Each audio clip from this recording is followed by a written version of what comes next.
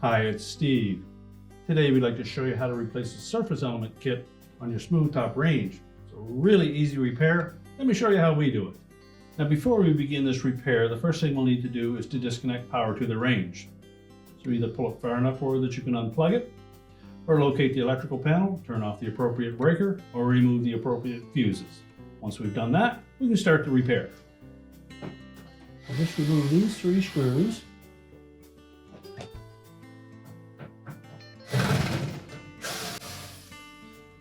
We can then close that door back up. Now next we're going to remove the side panels so that we can access these 2 trim pieces on the top.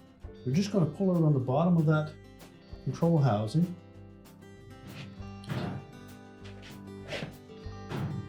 Then tilt back on that side panel. It doesn't need to be removed. We just tilt it back far enough that we can access 1 screw here and another one here. We'll remove those. That will allow us to remove that trim piece. We'll just set that aside. And we're going to remove this top screw that the control housing pivots on.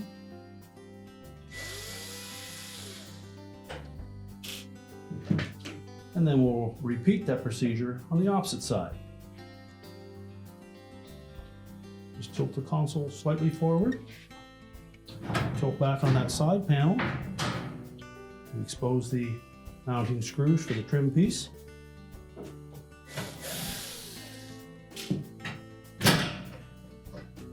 And slide that off, remove the pivot screw at the front.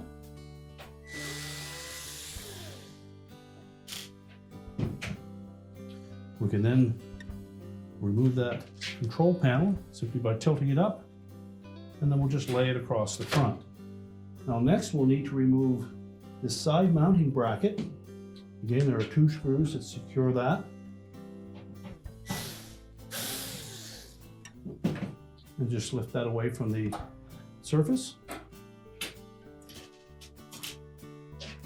We'll pivot the range around and do the same on the opposite side.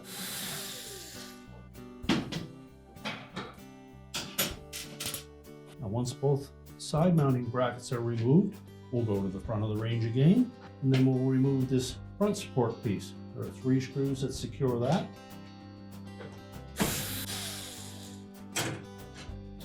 And we'll set all of these support brackets and trim pieces aside, and we'll remove the main top. So next we'll just lift up slightly on that glass at the front. You may wish to push back on that backsplash just slightly. Pull the glass top out from underneath of it, and then we'll carefully set that aside. Next, we'll locate the element that we're replacing. This particular model is at the front, so we're just going to remove the retaining screw for that mounting bracket so we can lift it up enough to release the element from that bracket. Now with the bracket loosened up, and then just tilt that up slightly, and you'll see the spring mounting brackets for that element, and they need to be released from that support bar. To do so, there is a single pin that fits down through an opening. You'll need to flex that just enough to allow it to pop up through. Take note of which of the 2 slotted holes that it fits in, and then repeat that procedure for the pin at the back. Now with those pins released, we can lift the element away from that mounting bracket. Our next step will be to disconnect the wiring to the element and the switch. So take note of the location of the wires.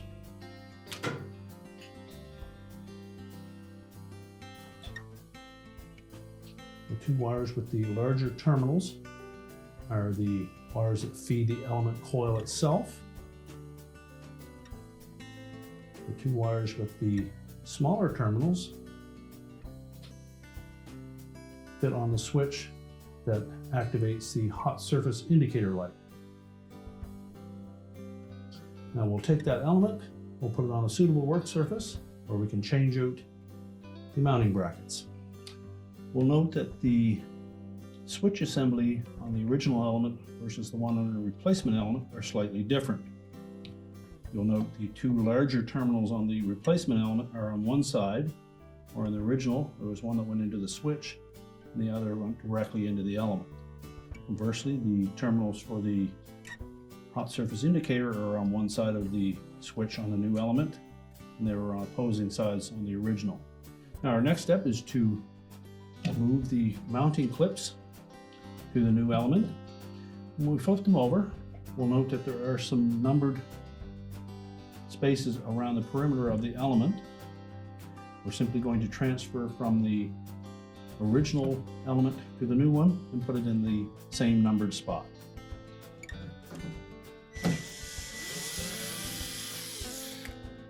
Locate that spot on the new element.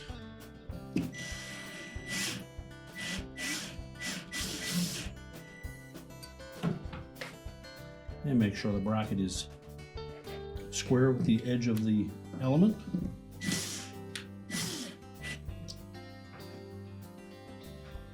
And the same for the opposite one.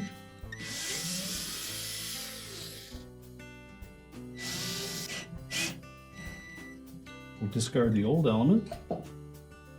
Carefully turn the new one over. We want to use caution when handling these elements so we don't damage that insulating material or the ribbon heating element either. So now we're ready to put that in the range. So we'll lift up that mounting bracket, line up the spring clips,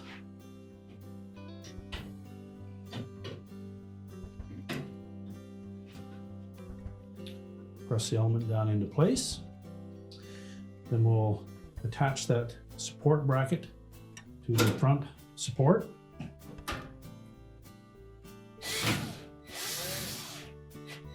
And then we'll reconnect the wiring to the new element. Make sure that we have the wires connected to the proper terminals. You may need to consult the instructions that were packed with your element.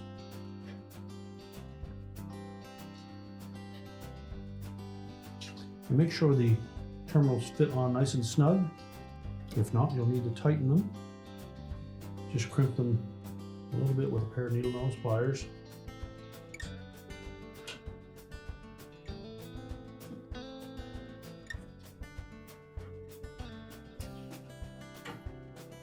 Now, if you find that the wires are not long enough, there are extensions that came with the kit. You can either try to reroute the existing wire or simply add in the extension. Again, we want to make sure that those terminals are in good shape, no signs of corrosion or arcing. Make sure they fit nice and snug.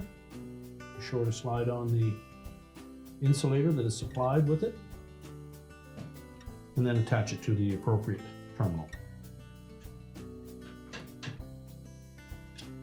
And now we're ready to replace the main top. So before we put that glass on, we want to make sure that the bottom surface of that is clean as well, since you have it off. Once we have it clean and dry, we're going to place it evenly side to side, close to the backsplash. We'll want to make sure that we tuck any wires that are sticking up. We'll tuck them down out of the way.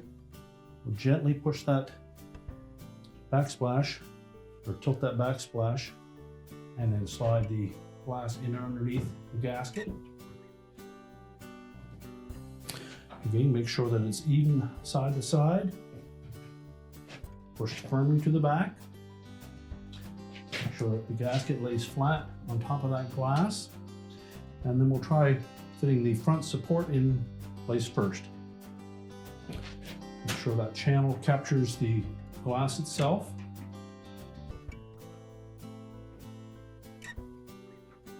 And it should lie flush against the mounting bracket without having to push on it. If it does that, we can go ahead and put the mounting screws in.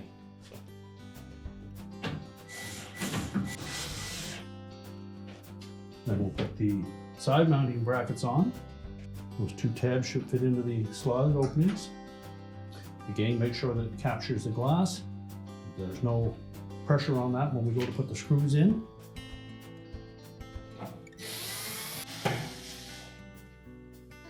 We'll do the same for the opposite side. next we'll tilt the console into place.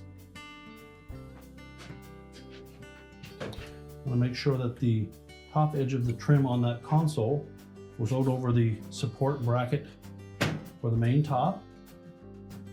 Make sure the wires are all tucked into place. We have it even side to side. And then pivot it down into position. We can then put our pivot screws in. We can then put the trim piece in place.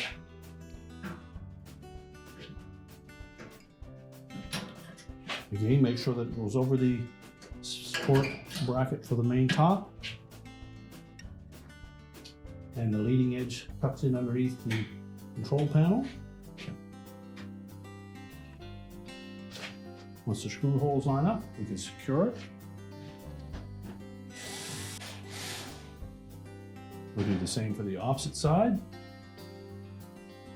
We'll first put the pivot screw in. And the side trim. Again, make sure we capture that mounting bracket.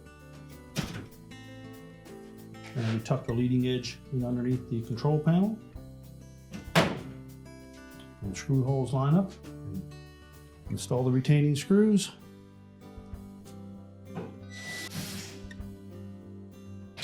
Now we're ready to tilt the side panels into place.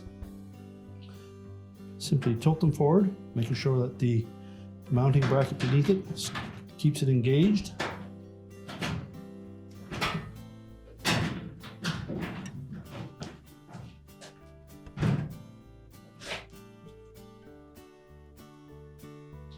Then install the 2 retaining screws at the back.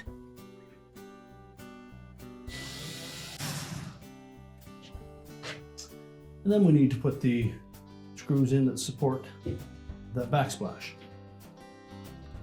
Before we tighten those, just make sure that the gasket on the front is fitting properly. Tilt it forward. And then secure it with the screws.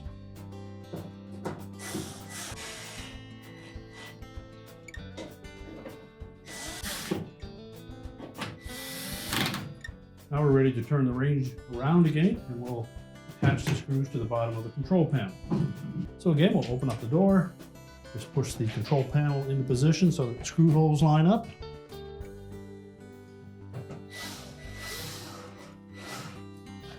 And then secure it with the retaining screws.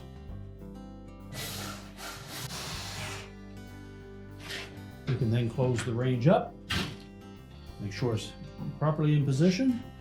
We're ready to reconnect the power, and your repair is complete.